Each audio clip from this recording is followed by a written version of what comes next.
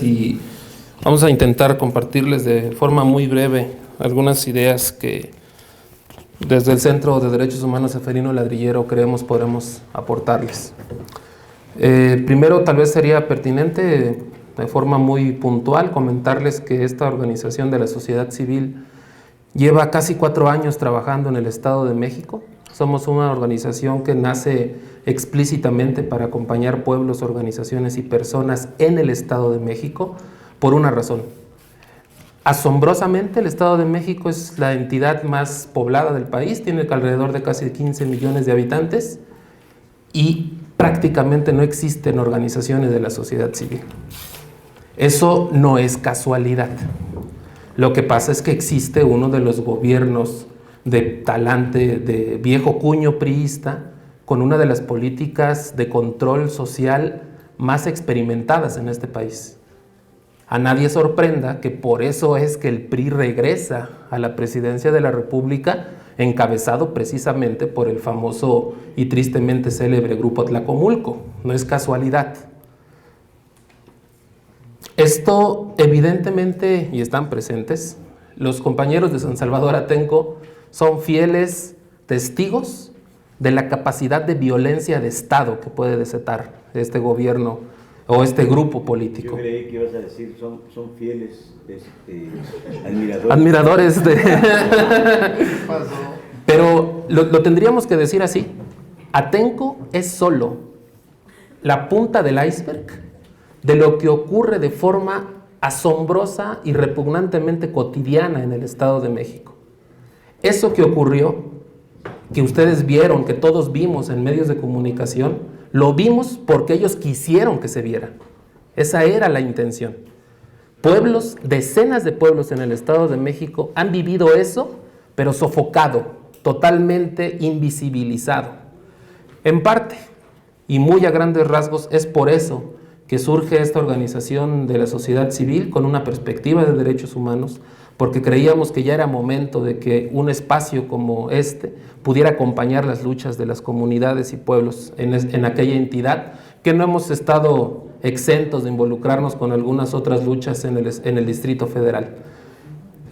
Dicho lo anterior, podríamos puntualizar, tal vez vendría bien puntualizar, y afortunadamente están presentes algunas representaciones. Justamente tenemos el honor de poder acompañar a compañeros de Tecámac, de Atenco, de Coyotepec, de San Francisco Magú, de Apasco, de Xochicuautla, de Huitzilapan, de Temascalapa, del Magisterio Mexiquense contra la Reforma Educativa. Desde nuestro punto de vista, hacemos la siguiente clasificación. Los pueblos que acabamos de referir y algunos otros, esencialmente defienden con nociones de tierra, territorio, bienes naturales, distribuidos esencialmente en dos: agua y bosques, y derechos en términos generales. ¿Y los defienden ante qué?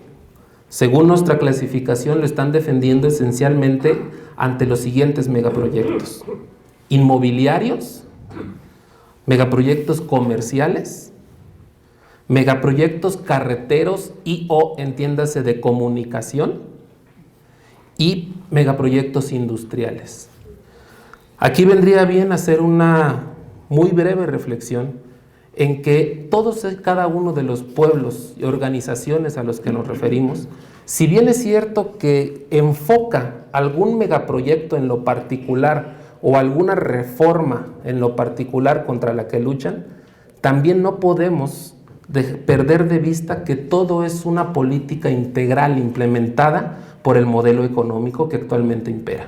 Es decir, la autopista Naucalpan-Toluca privada, concesionada al grupo IGA, de Toluca a Naucalpan, valga la expresión, no puede entenderse si no es en una lógica integral con la necesidad de comunicación que tendría el nuevo aeropuerto de la Ciudad de México, el cual intentan imponer en la zona de Atenco y pueblos vecinos. Es decir, ellos sí tienen muy claro que es una política de despojo integral. Y obviamente el agua y los bosques son fundamentales para abastecer de recursos sus propios proyectos. Por eso es que lo que está ocurriendo desde nuestro punto de vista es que este intento de despojo, obviamente impuesto desde las altas cúpulas económicas y políticas de este país, lo que está generando es precisamente un ambiente de bastante movilidad y resistencias en los pueblos. Y es importante decir, sabemos que es fundamental la resistencia del Distrito Federal en los pueblos y colonias de esta gran ciudad, pero noten que estos pueblos a los que me he referido es lo que nosotros denominamos la ampliación de la zona metropolitana. Es decir, esta ciudad ya creció y sigue creciendo, pero justo los conflictos se están dando en donde todavía coexiste el modo de vida rural o semirural con el gran desarrollo que es la política de desarrollo económico de este país se está imaginando. Por eso es en estas zonas donde se está dando este alto nivel de confrontamiento. Aquí llega el momento importante para, desde nuestro punto de vista, el Estado o los gobiernos no responden de forma espontánea a las resistencias populares. Nosotros consideramos y hemos venido denunciando que existen protocolos de actuación para poder afrontar a las resistencias populares. Según nosotros, primeramente, empiezan con una política de hostigamiento, un seguimiento a las personas defensoras que ellos identifican, ubicarlos, obtener toda la información posible de sus movimientos, de sus posiciones, de cómo se están relacionando incluso. Si es necesario, elevan del hostigamiento a la amenaza, que puede ser una amenaza velada o una amenaza explícita. Si es necesario, lo elevan a una campaña de desprestigio. Es donde ya se hace visible el tener que colocar que la imagen del defensor es o una persona que está obteniendo beneficio propio o quien de fondo está lucrando con los derechos del pueblo, que se dice defensor, que en realidad son unos delincuentes, etcétera, etcétera, etcétera.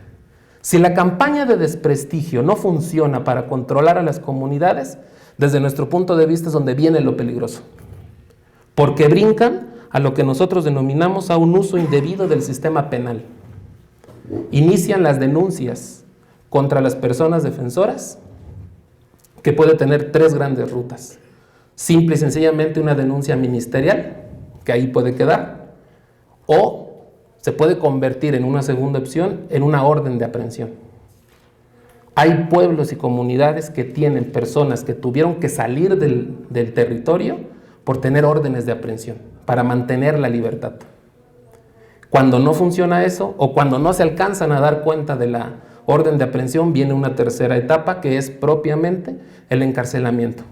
La prisión con una fabricación de delito en la cual ellos se aseguran mantener a la persona defensora en prisión. Obviamente mandando el mensaje a toda la demás comunidad de que esa puede ser una consecuencia de resistir a la imposición de los proyectos. Casos importantes en el Estado de México, destacamos el del profesor Óscar Hernández Neri, preso en el penal de Molino de Flores de hace ya más de un año. Justamente vino ocurriendo con él esta etapa de incremento del hostigamiento hacia su persona.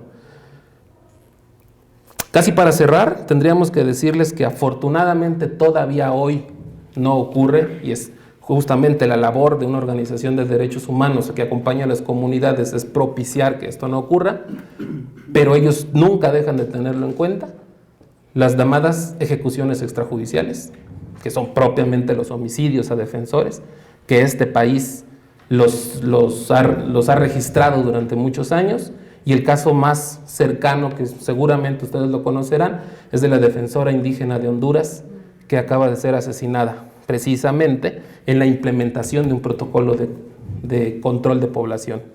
Y la última, que este país aún lo tiene muy presente, que nosotros consideramos es la más alta aplicación de control de población, la desaparición forzada, que justamente lo que busca es que no haya un cierre, no haya un duelo, no se sepa dónde está la persona defensora, este ejercicio de al menos poder enterrar el cuerpo de alguien, no puede ocurrir mientras esté desaparecido. Eso no es casualidad, es una lógica, es una implementación de política de Estado para un control de población. Cierro con los siguientes datos. El Centro Ceferino Ladrillero en los últimos 3 años de gobierno de Erubiel Ávila, solo en 3 años hemos registrado 150 agresiones a 150 personas defensoras de derechos humanos. Eso significa que aproximadamente tenemos un promedio de 50 agresiones por año, más o menos, las que nosotros tenemos registradas.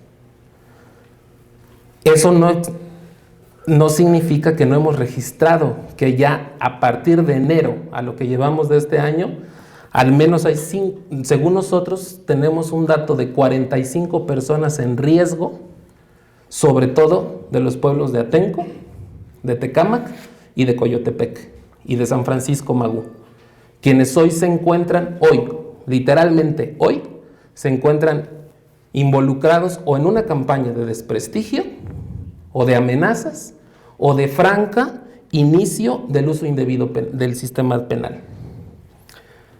Cerraría con lo siguiente para que no dejar una suerte de sabor de boca como pues, todo está adverso, ¿no? ¿Qué hacemos entonces? Nosotros creemos, y por eso agradecemos mucho que se nos permitan estos minutos, que justamente si lo notan de los pueblos y organizaciones que les mencioné, nosotros alcanzamos a detectar que lo que de fondo están intentando combatir, nosotros lo denominamos que hay un germen de autonomía. En mayor o menor medida, cada uno de estos pueblos tiene cierto control de su territorio y de sus recursos naturales. Y sea jurídica o política y socialmente hablando, tienen la capacidad de no permitir que se los arrebaten.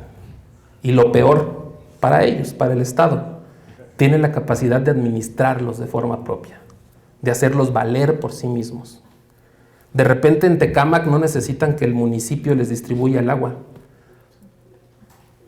Las implicaciones de que un pueblo pueda administrar su agua es verdaderamente peligroso, porque a alguien en Tecámac se le puede ocurrir, y si administramos nuestro agua, y si administramos nuestras vidas, si administramos nuestro gobierno, y si vamos más allá, desde nuestro punto de vista, ahí es donde está el temor, porque tienen la capacidad de gobernar y gobernarse.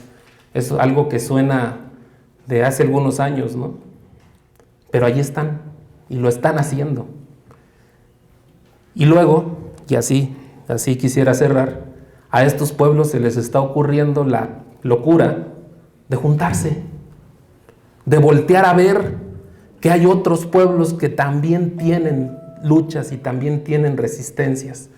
Y se les está ocurriendo a estos compañeros y compañeras empezar a impulsar algo que se le llamó el fuego de la digna resistencia. Y de repente ya no es un pueblo, de repente ni siquiera son 5, son 10, 12, 15. Poco a poco, caminando en un mismo sentido de articulación, en una misma ruta de defensa, poniendo por delante una noción humana altamente potente y poderosa, la organización. Ni siquiera están llamando en términos de violencia, de agresiones, no. Están planteando vamos a organizarnos. Y eso es un concepto, retomando unas palabras que decía un antecesor mío en el uso de la voz, la organización es fundamentalmente revolucionaria, potencialmente revolucionaria. Entonces, bueno, esto creemos tiene también que ser dicho, es decir, si hay un panorama bastante adverso, pero también los pueblos están buscando las rutas de organización y de dar salida a esto. Y esto tiene que ser dicho así.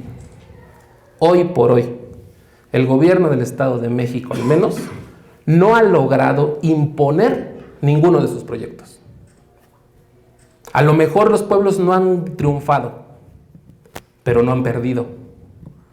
Y decir eso ante uno de los gobiernos más potentes de este país no es poca cosa.